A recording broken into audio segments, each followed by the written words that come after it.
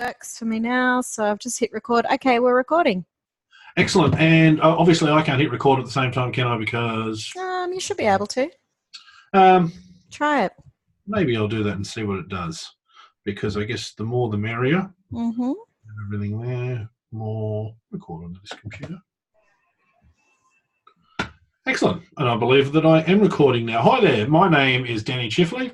I'm from the Community Broadcasting Association of Australia, and I will be your host for this evening's webinar, the Regulatory Refresher with the Australian Communications and Media Authority. Thank you so much to the voice you were just hearing there, Geordie from the Community Media Training Organisation, cmto.org.au, if you want to find out more how you can refine the training practices at your station.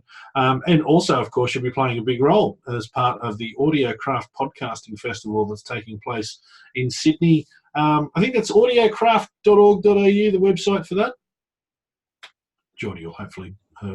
I'll put it in the chat box. Excellent. Thank you so much for that. And most importantly, before we get started on any of the official business tonight, I'd like to acknowledge the traditional owners of the land from which we're broadcasting, the Gadigal people of the Eora Nation, paying respects to elders past, present and emerging, acknowledging that sovereignty was never ceded.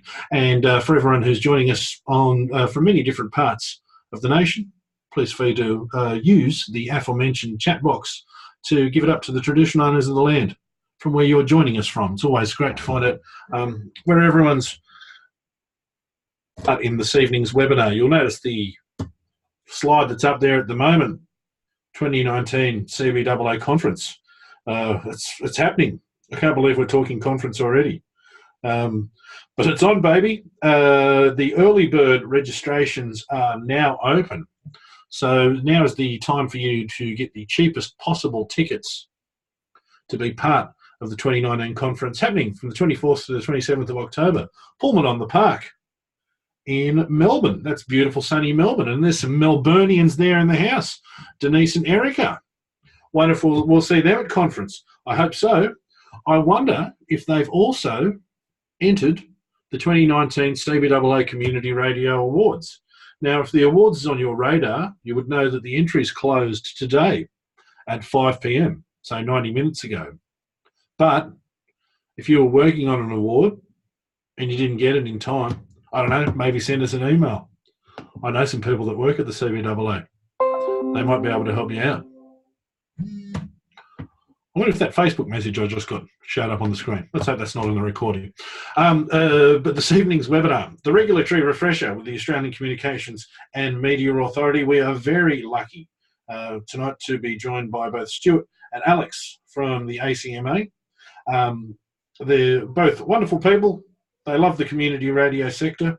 They love all of us. They're going to be providing us with primarily a bit of a look at how to stay on the right side of the regulation when it comes to things like sponsorship.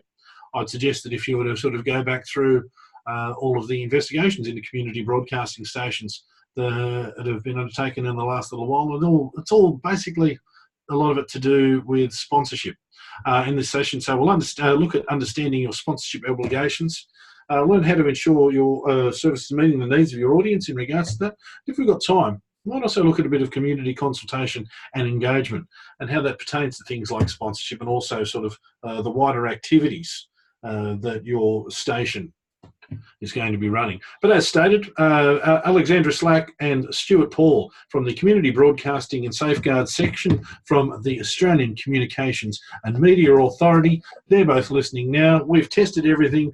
Their microphone is on. Stuart and Alex, I'll throw it to you. Thank you so much for joining us here this evening.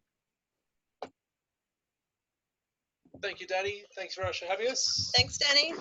Hi, everyone. Hello. We obviously can't get they're all muted at the moment. All the attendees, it's lovely. We'll get straight into it. I'm hoping that you can see my PowerPoint screen that's up at the moment. I'll take a moment to get at least a confirmation from that, because that'll be helpful.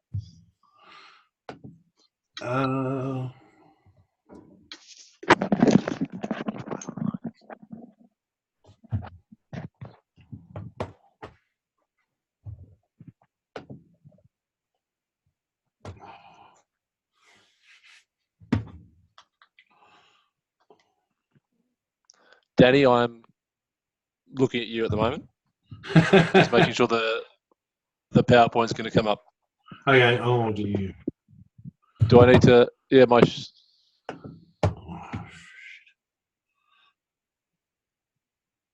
All I can hear is Danny swearing. Oh no! You weren't meant to hear that. Have you shared your screen, Stuart? Yeah, my screen is shared. I'm happy to cancel that and start again if that's going I to. think that might have to work. Might have to do that. Yeah. The classic reboot. Yeah. Sure.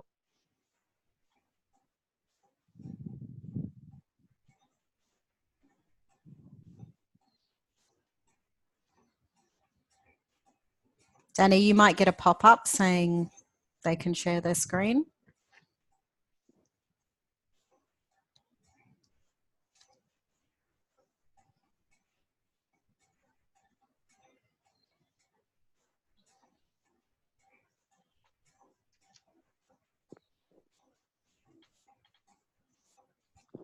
Thank you, Nicholas Brown. Thank you, Bruce. Okay, so I think we're good to go. Okay, we're seeing we're just seeing the intro screen, regulatory refresher with ACMA. Oh, okay, that's Danny's intro screen, not mine. We're still seeing Danny's. Danny, can you unshare yourself? I don't know if Danny's. Okay, here we go. We got it. Okay, so it should read sponsorships on community broadcast radio broadcasting services. Perfect. At the ACMA, community broadcast safeguard section. Lovely. Let's roll. Okay. So the key that we'll run through, we'll obviously run through what the legislation says, the way in which we interpret the legislation, and I guess some practical points in the way in which, in looking at investigations and in responding to complaints, we assess these provisions. And so hopefully that'll give you an insight, some key takeaways around how we assess them and what we're looking for. We'll also have a quick case study in there, which relates to an investigation that's on our website. And then we'll obviously have some questions as Danny foreshadowed. I guess one of the main things, just while I'm talking about investigations, is we do investigations on a regular basis, and we publish breach and no breach investigations on our website, and that's a really important tool, I think, for community broadcasters to look at. It is an educational tool, so that you can look at the way in which what we're talking about tonight, the way in which we interpret the legislation and apply it in certain circumstances. Every complaint we receive relates to a different matter. We receive a complaint, we assess a broadcast, and we make decisions based on the facts of the matter. And so, you might have questions that come later on. I would hazard a guess that we have considered similar things before in an investigation, and those investigation findings are online. Okay, so to the slides. The first things first, community broadcasters are allowed to broadcast sponsorship announcements. They must be appropriately tagged, and those announcements must not exceed 5 minutes per hour. Community broadcasters must not broadcast advertisements. There are some exceptions to that rule, and I'll cover that in a second. Under the codes of practice, community broadcasting licensees must have an appropriate written sponsorship policy. So, sorry, just one sec. Bumping and popping on your mic. Sorry about that.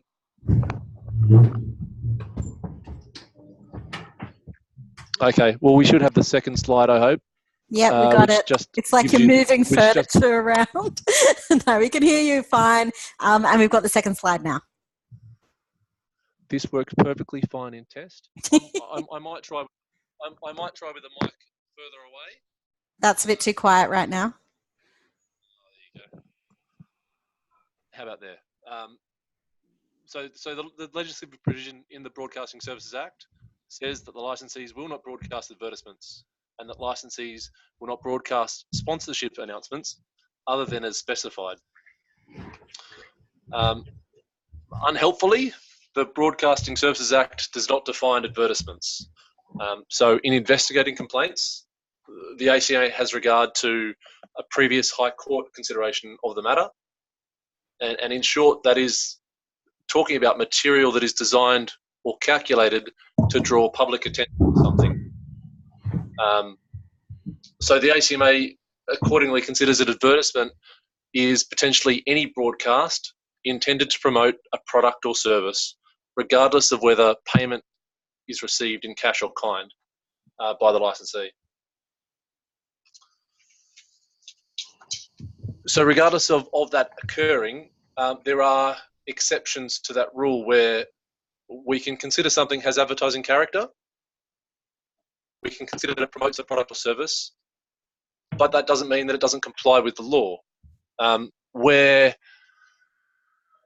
the BSA provides provisions that the ACMA is not to take the broadcast of an advertisement if it is accidental or incidental in accompaniment to the broadcast of another matter, and it's not paid for, which goes to the consideration of cash or kind. So just on, I don't think the next slide goes there. No, the accidental accompaniment. I guess incidental is an easier way to define it, or to look at it first. So an incidental accompaniment would be in a news update. We're looking at a sporting result, and we talk about Optus Stadium. So a match happened last night at Optus Stadium. That's an incidental accompaniment. That is something that comes second to the primary purpose of that broadcast. Again, the ACMA takes the ordinary meanings of these words from the Macquarie Dictionary. So the incidental meaning is in our sponsorship guidelines, and I'll flick to that. It's talking about happening or likely to happen in fortuitous or subordinate conjunction with something else, which is really talking about it being secondary to the primary purpose. Accidental is something that happens by chance, that is casual and without being planned. Now, that's typically harder to kind of find an example for, because it is an accident in a broadcast. Perhaps an example would be in an interview. The person that you're interviewing makes an accidental reference to something that is of advertising character. It's not the intent that the comment is an advertisement, but it is accidental in the fact that it's a casual reference, and it wasn't planned by the licensee. Obviously, the more specific those comments become, or the more regular they occur, the less likely it is to be accidental. Importantly, this exemption does not apply. None of these exemptions apply to tobacco advertising. The other exemptions that are provided for in the Broadcasting Services Act is it allows for community information material or community promotional material. The example then is a CSA. It allows for sponsorship announcements that acknowledge the financial support of the licensee, which is for the licensee or a program, which is, as we very regularly know, the standard type of tagging that happens. And it also allows material that announces or promotes a service provided under the license. And that's looking at station promos, it's looking at membership drives, those types of activities that a station undertakes that promotes their service.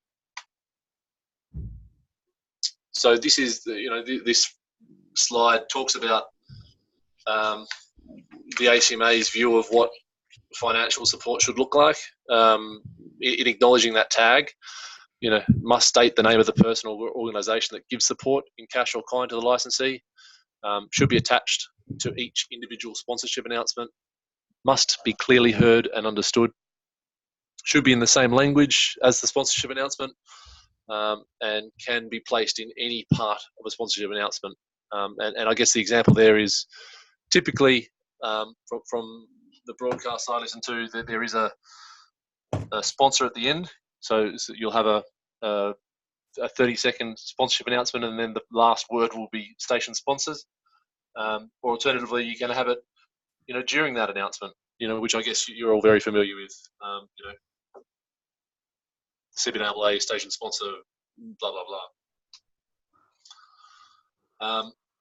There are limits on the amount of sponsorship that must be broadcast, being 5 minutes in any hour, and that 5 minutes is not to include material that promotes the programs on the station, material that promotes the licensee's products, services, or activities for the broadcast, and community information or community promotional information, which is the CSAs that we were talking about before. However, there's other the sponsorship guidelines provide for more other content than that. A slide from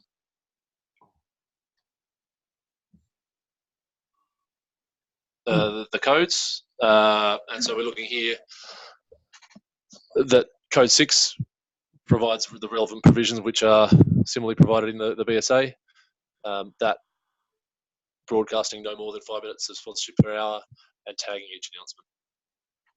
Appendix 7 of those codes provides an example of what a sponsorship policy would look like. There are our contact details, which again I'm sure you're all familiar with. We do get many queries from community broadcasting licensees, and we do try to respond to those in a timely way.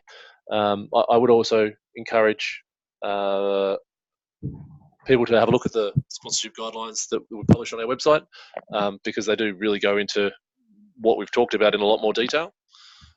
But I think we'll now go into a case study. So I'll hand over to Alex. Thanks, Stuart. So I guess the case study that we picked out to share with you guys tonight is was picked for kind of no other reason except the fact it's the latest one that we've done. So I think we only published this one in the last couple of weeks. Provides a good example of how we apply some of those exemptions that Stuart just went through with you.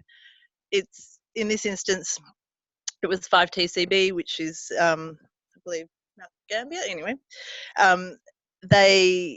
the complainant alleged that the licensee broadcast untagged sponsorship, tags that weren't clear, and a marketing statement for the licensee.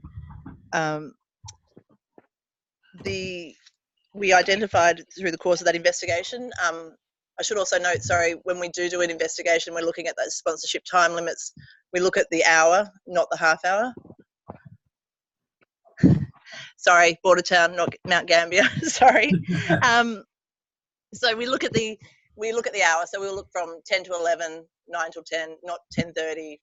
Not past the hour. So during the hour that we identified, we saw that there was announcements that were of advertising character. Sorry, Stuart, if you can change the slide. So we found a number of announcements that were broadcast. Some had advertising characters for 4 businesses, and we considered that these were appropriately tagged sponsorship announcements. They clearly stated the name of the organisation that gave support to the licensee, and they're your typical announcements as you would normally find. So we didn't breach the license condition on that one. We also identified adverse announcements which were clearly promoting the services of the licensee, and we considered that this fell under the exception that Stuart referred to earlier about marketing products for the licensee. Then we also looked at we did note, however, that we should avoid using the words advertising. I think that's a general rule for community broadcasters, if we could try not to refer to that word. Then the other thing that we found was that there were community information announcements, CSAs, which were around road safety, homelessness, and anti-homophobia messages. and again, they fell under the appropriate CSA exceptions. What we did find, however, that there were a couple of announcements for businesses where the tag was not applied, and we had to breach them on this occasion for that one. We couldn't find that the content broadcast about the particular sponsor, it did in this case, it happened to be a sponsor of the station. However, for all best of goodwill, unfortunately it wasn't tagged on this occasion, so we weren't able to fit it into any of the other exceptions, and we had to breach them on the license condition. So as is the normal course for a breach investigation report, we contact the licensee and we provide the licensee an opportunity to comment.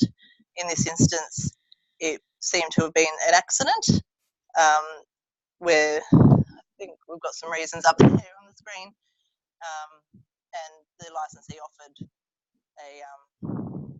or undertook to take action to prevent this from happening in the future. We accepted what the licensee said in this instance, and no further action was taken, no further enforcement action was taken on this matter, because we thought the response was appropriate. And we have, as Stuart mentioned, we have published that report on our website, and we find them to be, or we encourage you to look at them as an educational tool. Have a look at our rationale, and particularly one like this where we have some instances are breached and some aren't. It does show you that our approach to these things is we look at the whole hour, we look at everything that was broadcast during that hour, and we dissect the material individually. So it may be we look at everything in context. So over to you, Danny. I think that's all we had to say about that particular case study, but anyone, I guess we throw to questions and answers at this point, or? Excellent. Are you reading me at the moment? Sorry, I'm just having some computer issues. If you can hear me, please say, I hear you. We can hear you. Yeah, you can hear me. Erica from 3K&D in Melbourne asks, what happens with government messaging? I might jump in here, and I'm going to assume that it's one of those situations where if it's from the government and you're receiving money for it, or cash or in kind, it would be sponsorship. But if it's just sort of you're playing it, it's from the government and you're playing it off your own bat because you feel it would be benefit for the community, then it's a CSA. Am I right or wrong in that assumption? That sounds about right. Yes. The only other thing I would say about government advertising is there are provisions in the Broadcasting Services Act about political matter. Generally, government advertising, if it's advertising a program that's readily available, wouldn't be considered political. But if you were looking at, I guess the election, obviously, just having occurred is a prime example. If you were looking at ads that said, the Liberal Party's better, etc., there's election advertising, but there's also, if it's an ad for a key platform for one party or another, then you might be looking at whether or not it's political matter. And those political matter guidelines, there's two components, one of which applies outside of election periods, and your usual run-of-the-mill election ads, that are part of the blackout period and everything, and will be tagged. There's a certain way that they have to be tagged as well. So sorry, we should have included that. I think if we'd done this a couple of weeks earlier, we would have included a whole bunch about political advertising, but we sort of don't expect to hear anything about that for some time now. No, that's fair enough. And I imagine probably the rules and regulations will be the same, because might as well table it with you now, saying if we've got a captive audience. So with the political advertising or political sponsorship, as it would be in our case, you've got to include at the end of it both the required particulars, where you sort of identify the party that's taking out the sponsorship on the station, and also identify them as a sponsor of the station. That's correct, is it not? Yes, that's right. And I think the regulations just changed, Danny, too. I think the announcement has to be made at the end of the advertisement. Okay. Yeah. So it's we have had instances where they've sort of broadcasted at the beginning, and unfortunately that doesn't fly. which is, it was a crazy technical breach, but. All right. Okay. Well, I bring that up because I got hundreds of thousands of dollars off Clive Palmer to advertise his stuff on community radio, and I've only just remembered now that I forgot to play it. Yeah, should probably do something about that. Geordie, hopefully my chat thing is frozen up at the moment. Are you seeing any of the other questions on there, and would you mind letting us know what they are, please? Sure thing. Hopefully you can hear me okay. Erica did clarify, I believe, that it was when you get those announcements via an agency, and government announcements via agencies often come through, and I think someone else added that they often don't have any kind of station sponsor sort of tag on them. So she says usually for service department initiatives doesn't always come with a station sponsor tag. So I think what you said applies in that case. Awesome. Thanks, Geordie. Any other ones on there? Okay, so government messaging. The only other comment we have here is from Trent, I believe. At 10FM, I remember the old days with sponsorship guidelines prior to 1990s when changed. Announcement had to be short and concise, under 30 words, and could not persuade or induce a person to go into a business to purchase a product. At 10FM, we lobbied to have the guidelines changed when Gareth Evans was minister in 1987 to 1988. Things have changed, thank God. So that's an interesting little note there. And the other element, the other note that kind of that Peter just added to is that to Erica, you do have to insert your own tag at the end. Yes, often with those ones that come pre-made from agencies, you do have to insert your own station sponsor tag at the end. Any other questions coming through? This is, I'm just looking in the Q&A. Okay, so we've got another one. Nett Smith asks, do CSAs need to be tagged, for example, learning to read and write announcements? Do we want to just clarify perhaps some of the stuff around CSAs as versus other things? Yeah, sure. No, I think that's a great example of a CSA which would not need to be tagged. It would fall within the first exemption that we have there. I think it's the first exemption that we talked about, which is that's your sort of community information material. The learn to read and write ones are a prime example. What are other examples? Red Cross. That's doesn't need to be tagged, in short. And okay. I'm thinking about the read and write announcements, and I can see that they're a prime example of what would fall comfortably within that category of CSA. All right, excellent. Yes, it can get tricky sometimes. I sometimes get some curly questions in training, such as, what if there is an event, it's being run by a community organisation, but there is a ticket fee to get into the event, but the money's going to a charity. Can we put that in now? Does that have to be tagged? So that's often the one that we get. Yeah.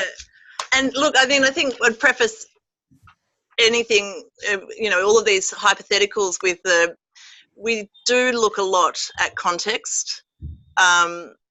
Something like if you were interviewing someone and they said, oh, we've got this event coming up, blah, blah, blah, it might be okay. But then if they start talking about, and that might fall into sort of community information material, which doesn't need to be tagged. But then on the other hand, if you start going into ticket prices and where you can go and buy tickets from and all of those sorts of details,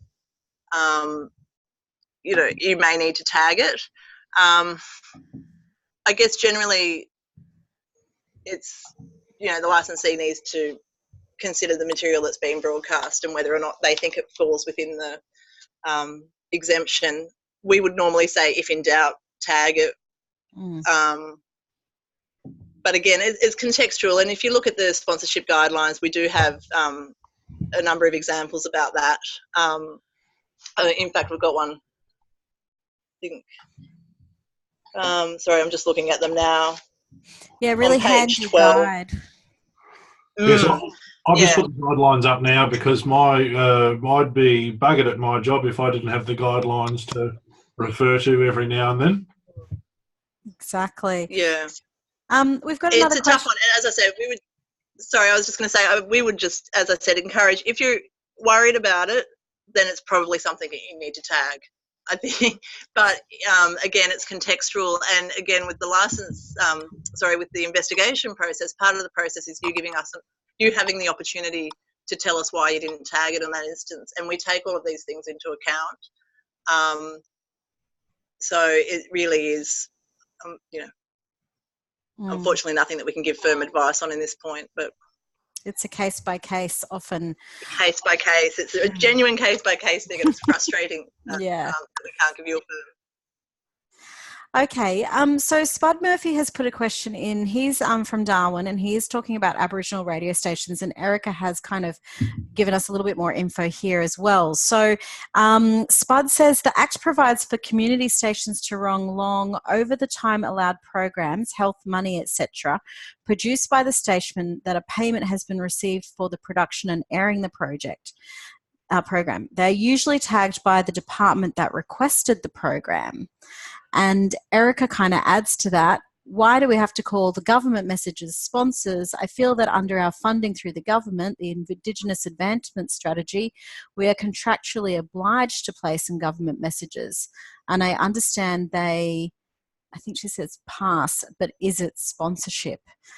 Some tricky curly stuff there. Yeah, look, I think there's possibly two different things at play, and I could be wrong. This is I guess the problem we face when we're just dealing with incremental information. There are in terms of government messages being tagged. There's obviously the tag that authorised by the Australian government, Canberra, or authorised by the Northern Territory government, Darwin. So there are those authorisation tags which accompany government messages. There is, and then we're also obviously then talking about the sponsorship side of things, and where we're looking at it.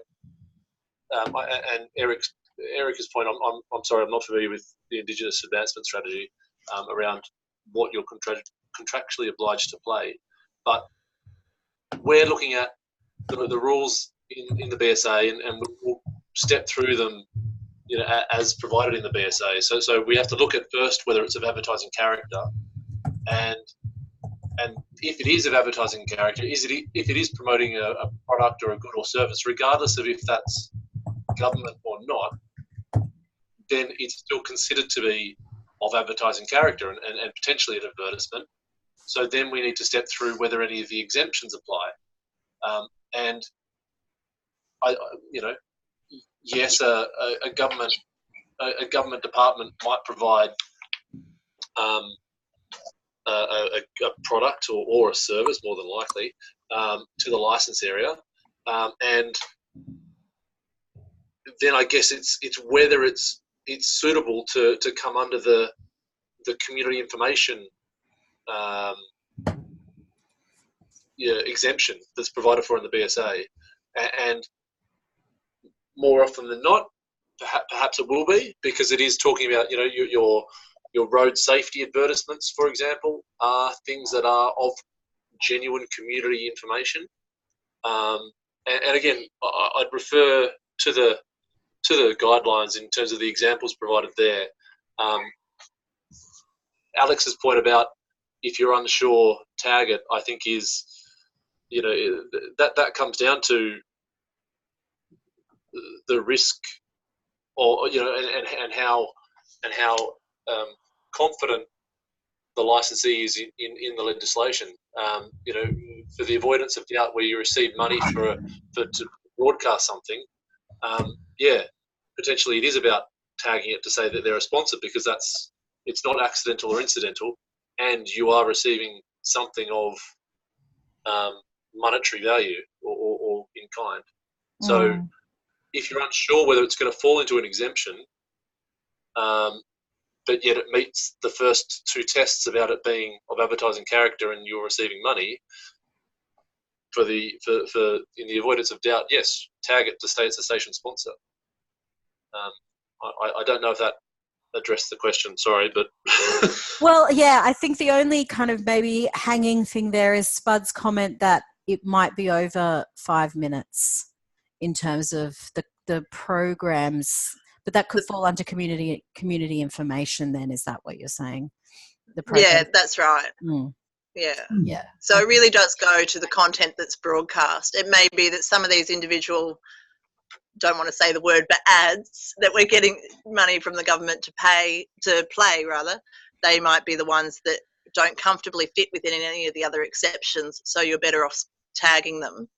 But when you're talking about full programs, it sounds like that might run for an hour or half an hour or what have you, then presumably a component of that has got to be, you would think parts of it will fall within the exceptions. And Spud clarified, saying they don't normally advertise a product or service. So I think that falls in there.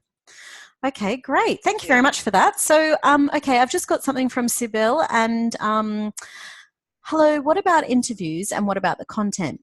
Example, a real estate agent talking about market development or a lady talking about her course to self-finding. Does the interview / live information count to 5 minutes sponsorship per hour? We have this question all the time in training. All the time. All the time. And the real estate example is the one that always comes up. Again, it comes to context, and it's difficult to give guidance without listening to what's been said, which is, that's one of the biggest difficulties with broadcasting regulation, is that we have to wait to see what was presented before we can try and apply it. But in general terms, and I know a lot of people do it, yes, you can have a real estate agent come on and talk about the current state of the market. They might talk about interest rates going up and down and the general effect that it's had on everyone's property. I think we've got this exact example in our sponsorship guidelines. But it's when they start going into, and I have worked on an investigation previously where the real estate agent essentially just read out the local classifieds. I've got a beautiful little 3-bedder down the road. It's only going to cost you, $400,000 or whatever it was. And that was clearly just him. He was also a station sponsor.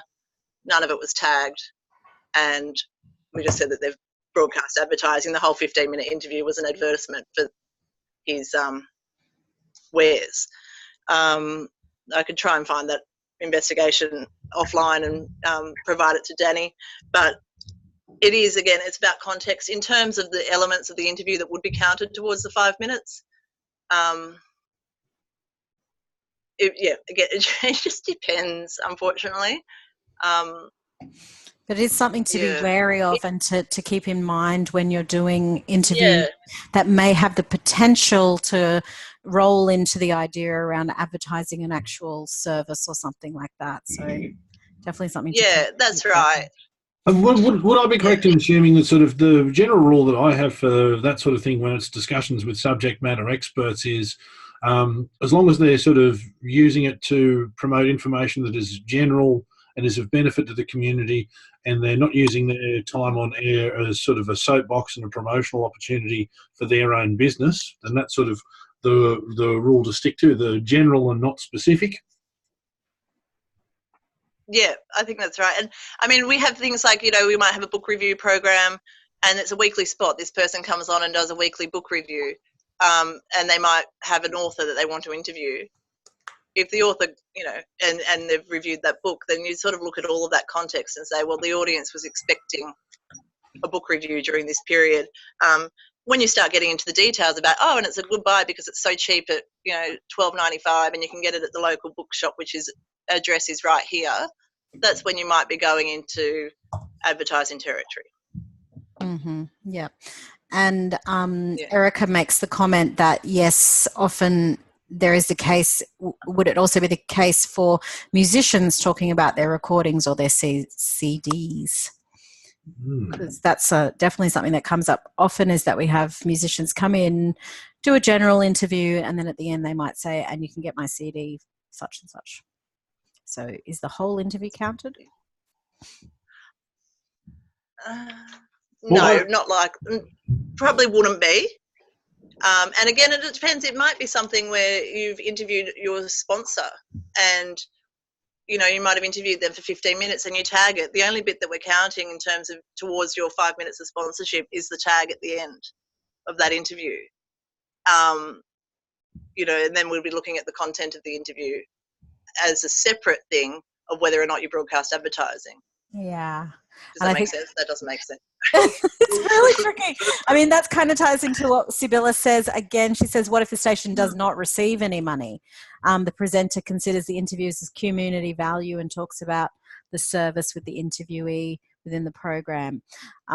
So, yeah, it does get tricky there that if you're talking to someone about their CD or their book or something like that, and they mention at the end that it's for sale, but you don't tag it with any kind of sponsorship announcement because they're not actually giving you any money, where does that fall? It's a very difficult. Yeah. I would again come to, you know, that very first test that we're looking at, where we're saying, you know, is it of advertising character? Is it promoting a product or a service? And in the example of a musician talking about their CD, you know, the CD is probably going to be a product. So are they promoting it? Is there intent to promote that product for you know, commercial gain? You then need to look at whether it's accidental or incidental, and if it's either of those things, it could still, you know, then it's whether the person received consideration of cash or kind. So you have an interview with a local musician. You know, the interview is about their music and about, you know, their, you know, the history of where they've got to and why they've got to now. At the end of the thing, they talk about them having a CD available. The more general you can be, and the fact that you aren't receiving money or other consideration, he's not giving you CDs, or he's not, you know, whatever it is, then it falls within the exemptions provided for in the Act.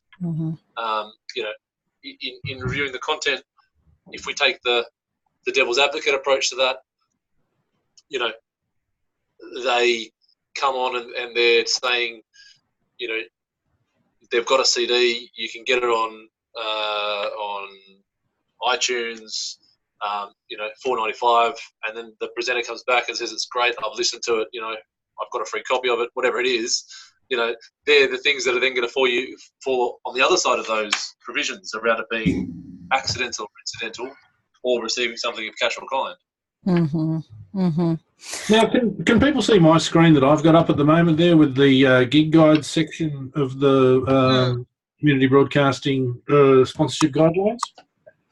Yeah, I think it's great. And actually, example 4 goes into the musician with the CD. So. Yeah, and it's sort of, and it's one of those things where it's sort of, it's not just discussing what we're talking about now with the CDs and everything, but also with the gig guide situation as well, where it's a situation where fine to have the gig guides, but just make sure that it's a situation where everywhere in your town that's got live music on is getting equal access and equal opportunity to access the airwaves as much as any other venue does. An anonymous attendee said, and I think this is just interesting because it's also been answered in the Q&A, what are the chances of lobbying for a change to the BSA to allow community radio stations to carry advertising? Sponsorship is a difficult concept to sell. And Trent, one of our other attendees, has given this good advice. I find when selling sponsorship to a client, it's useful to use the words, how can we help promote your business?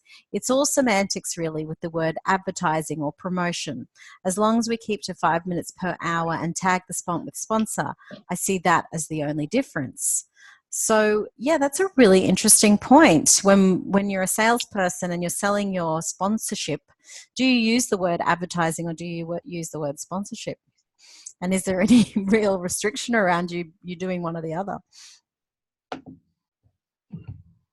Well, the BSA talks about financial support of the station and the licensee, and I think it is, you know, there is a distinction between advertisement and sponsorship, and it is probably quite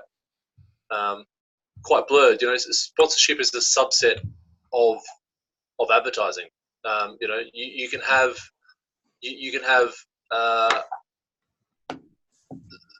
advertising that promotes a product or service and is not intended to kind of financially support the station, regardless of the monies that's coming from you broadcasting that advertisement. It's not intended to do that, and I think it's important that community broadcasters, if I go back to the very first slide, the BSA prohibits licensees from broadcasting advertisements. It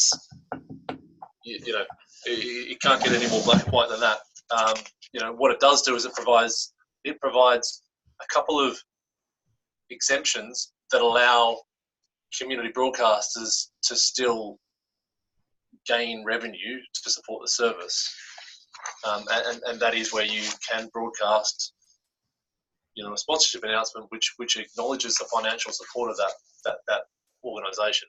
So I don't know if I can help Anonymous in saying in them lobbying for change. The way in which the BSA is worded is particularly clear that there is a distinction that is to be observed for community broadcasters.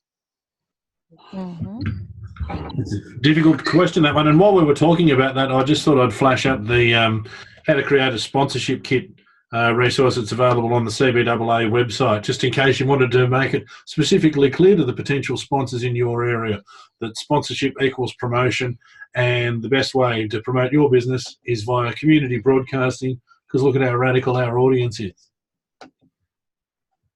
But sorry, that's enough plugging our web. Stunning. Erica just weighs in and says, I would lobby for change between government messaging and sponsors. Okay, interesting point. Okay, any other questions? Pop them in the Q&A or the chat box. I think I managed to catch everything in the Q&A box and everything in the chat box. I'm just scrolling back to see if there's anything I missed, but...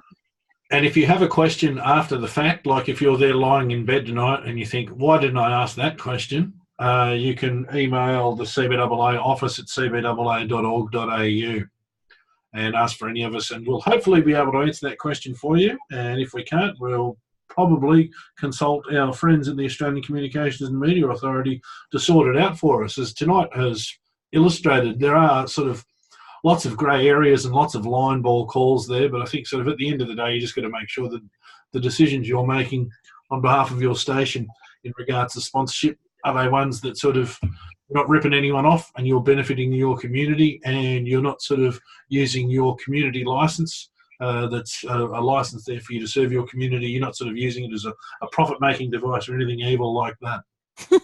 Evil. So we've got I guess another question here from Denise Kutchma. It's a really good one. What are the rules around advertising, she's using the word, through the station's website?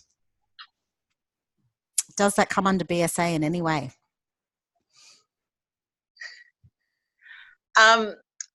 This is a question we get all the time.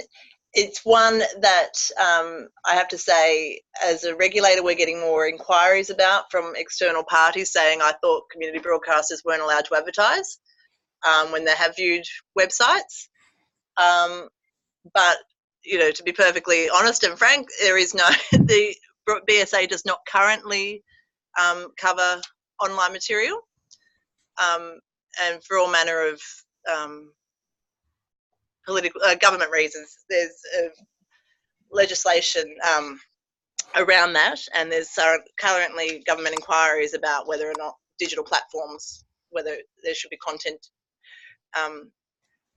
regulations on all digital platforms, etc. So I would say currently no, there is no restriction that's not covered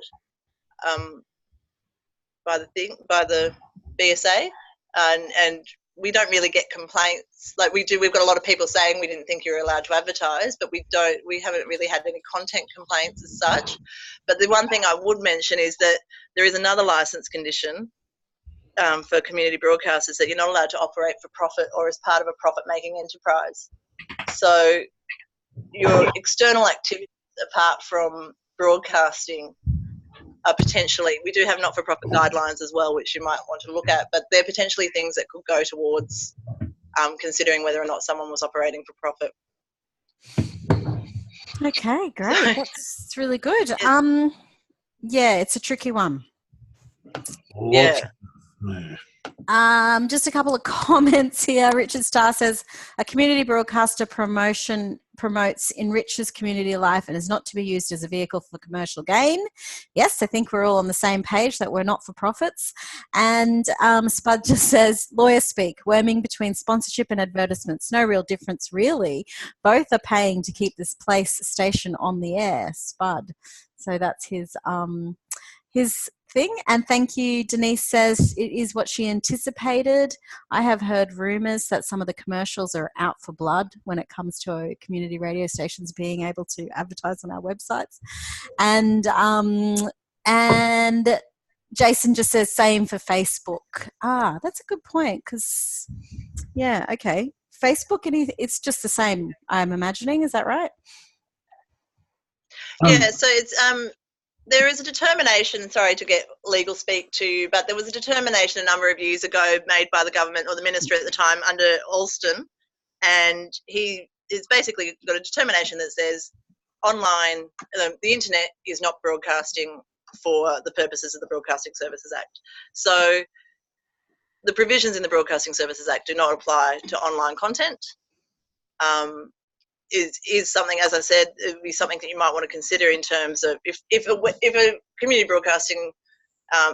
broadcaster was using their website to generate all manner of income in some way. I can't even imagine what the circumstances would be, but it is something that you could consider might go towards that not-for-profit angle rather than the sponsorship angle. Mm-hmm.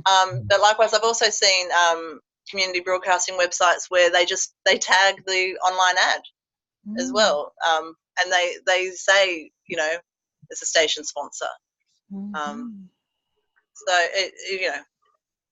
many people do different things. I guess it's just a question for the licensee. Great, good clarification around that. Yeah, very good point. And also, Denise, I would like to respond to when you say that the commercial stations in your area are out for your blood. I say that means you're probably doing a good thing. Good on you. That was actually me. I don't think they're after Denise's blood. Not her blood, personally. Metaphorical blood is what they're after. So, Denise, you strike me as having some really awesome blood. Okay. Yeah. So I think, have we got anything else? Anything else coming in? Any burning questions coming in? This is great. We really did need a refresher on this, I think. Yes, and I think, and thank you so much to everyone for joining us. Thank you so much to Stuart and Alex from the Australian Communications and Media Authority. It's been really wonderful having you. I just had one quick question, Alex. I think you mentioned about one of the cases that you were involved in recently, and there was a breach because of someone reading the thing off. Can you give us some examples of what kind of happens in the worst circumstance with the breach so we can scare all of our broadcasters into behaving? Yes, of course. Sorry, I should have covered that earlier. Look, if you get a complaint made against you, so it's a license condition, there's the complaints process. Some of you listening may never have been through the process before. Because it's a complaint about a potential breach of a license condition, that's a complaint that can be referred directly to the ACMA without reference to the licensee. Just going back to basics, we would receive the complaint. We would consider whether there was potential merit to look further into it. If we decide to investigate it, we will contact the licensee and say, we've received a complaint about you. Can you provide us some information? Usually a copy of the broadcast and any other comments that you might like to make. If that happens to you, it's just, it's a very open process and we're not scary. So please don't be alarmed. And 9 times out of 10, or maybe not 9 times out of 10, but quite often it's just a mistake that has led to the broadcast, like in the 5TCB incident. It was a programming error. But the whole process is aimed to try to prevent breaches in the future. We can't fix what's been broadcast. So basically there's a number of things that we can take. There's a number of, paths that we can go down if we do find you to be in breach. One is that we can impose an additional license condition, and then we could impose civil penalty orders. I mean, these are quite extreme examples. You might offer an enforceable undertaking, which is a specific legal tool. But for the most part, these matters are dealt with in terms of agreed measures, or you might undertake to do additional training, or, it depends on the circumstances of the breach largely. It may be, if it was a mistake, then we go, oh, well, that was a computer error and that's fixed now. It might be something systemic and you had no idea you weren't supposed to be doing it, in which case we'd be looking at sort of educational type programs or something. So, I don't know if that answers your question. There are remedies that we can seek. It wouldn't be nothing financial. We can't impose fines or anything like that under the legislation. But every remedy is aimed at stopping you from doing it again.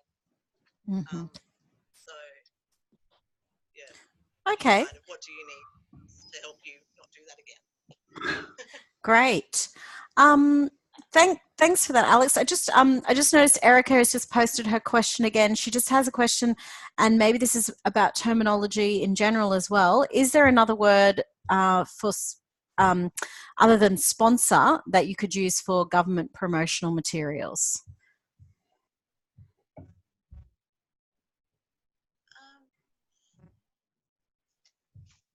I don't think we've had that question before. Sorry, I'm a bit stumped. Maybe that's for the tagging at the end? Is it instead of sort of saying that so and so, or the Australian government is a sponsor of 3K&D, maybe it's sort of this message supported by the Australian government or something like that? I think that might be in the sponsorship guidelines, which is not letting me open at the moment because my computer's frozen. Danny, I'm trying to do the exact same thing. Okay. Well, maybe we'll give you a couple of minutes on that one. Erica says she will check. We can happily take it on notice and we can get back to Erica. Yeah, great. Okay, and Erica said she was going to have a look as well. Okay, so she says thank you.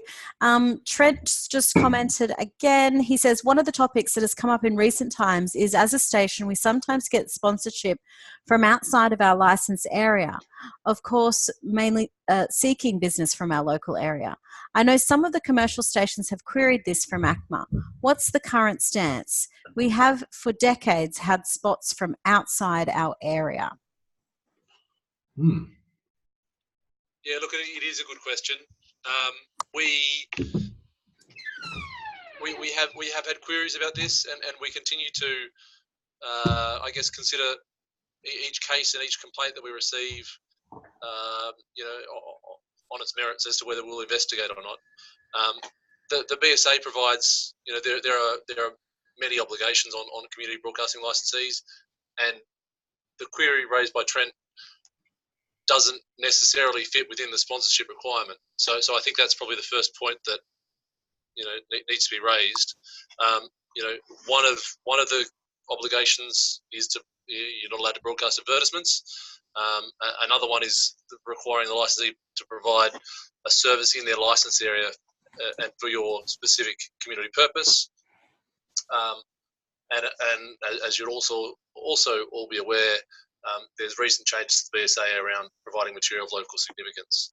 So community broadcasters who have sponsorship arranged through advertising agencies, which is generally how it happens from outside a license area.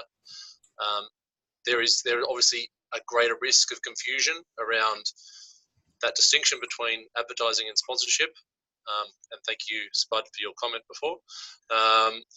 The acceptance of sponsorship from organisations and businesses outside their license area, it risks reducing the focus of the service on that license area. So in isolated cases where you're looking at gaining content, gaining sponsorship arrangements from outside the license area, you know, in a once off or the entire service isn't providing sponsorship announcements from outside the license area, which is an extreme case, but an example nonetheless. That's where the tipping point is around, or not the tipping point. That's the clear other side of the argument. From providing content that is exclusively from in the license area to only having sponsorship announcements, which is outside the license area. It's that striking the balance. What happens if you have 10% of your stuff from outside the license area and 90%'s in? Well, is that a service, focused on the needs of the license area? That's we haven't investigated it yet. It's one of those things we'll continue to consider the complaints we receive, and whether we investigate or not is probably an open question. Jan actually comments, we have had this problem recently, and I was told that if it was of interest to our area, then we could do that. So Jan hasn't clarified as to who told her that. I guess it's a way of interpreting the way the Act states, but the Act talks about the licensee providing a service to their license area, and their specific community interest. So, Oh, any questions that you've got for it, please feel free to forward them to us at the CBAA, and we will investigate on your behalf. But I think we better wrap it up there, because we'll let everyone go and have their dinner, I think. Unless my microphone's not working. And no that's good. No more questions. No more questions from the floor. Awesome. All right, then. Thank you so much, everyone. Geordie from the CMTA, thank you so much for leading here. Have a great time at AudioCraft this weekend. I'm sure it'll be absolutely wonderful. Thank you. Thank you so much to Stuart and Alex from the ACMA, from the Australian Communications and Media Authority, for taking the time out on this cold Wednesday evening in Sydney to bless us all with their knowledge. I'm sure that they'll be sending some representatives to the 2019 CBAA conference happening in Melbourne. If you had any problems with the awards entry platform, please let me know.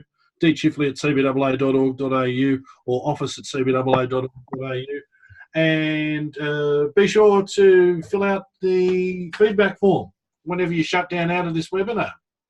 On behalf of the Community Broadcasting Association of Australia, this is Danny Chifley. Thank you so much for joining us.